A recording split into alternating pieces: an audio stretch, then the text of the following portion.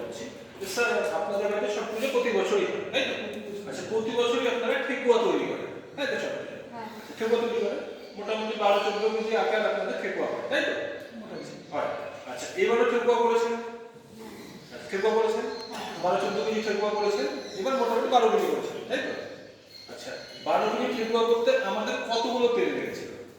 এক প্যাকেট তেল ঢেলেছিলাম পরে এই সব ঠেকুয়া করে নেওয়ার পর ওই 250 তেল বেঁচে 12 কেজিতে 250 তেল হয়েছে?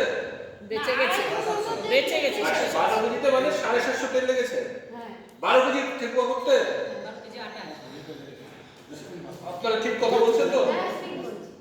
ওর মধ্যে যে ময়ামটা দেয়, যে ওই ময়ামটা কি এই তেল দিয়ে দেওয়া হয়েছিল না? না ওর মধ্যে অনেক তেল কিছু দিয়ে দেয়। আমরা দেই ঘি দিয়ে এমনি শুধু ঘি দিয়ে। জল আর একটুখানি ডালডা ডালটা ছিল এক প্যাকেটের মতো মিক্সচার করে তারপরে ওটা তৈরি হতো। তাহলে সবাই শুনে রাখুন 12 কেজি ঠেকুয়া আওয়াজটা খুব সুন্দর। 12 কেজি ঠেকুয়া বাঁচতে 750 গ্রাম আমাদের আর্সেনাল হেলনাড অয়েল লাগছে। এটাকে বিশ্বাস করা যায়? আমরা বিশ্বাস করব। ঠিক আছে? আমরা যারা এখানে আছি আমরা বিশ্বাস করব। 12 কেজি ঠেকুয়া তৈরি করতে 750 গ্রাম তেল লেগেছে। মানে সত্যি অবাক করা ব্যাপার এটা। আচ্ছা তারপর থেকে কি আপনাদের বাড়িতে কোনোদিন সরষের তেল চলে রান্নার কাজে?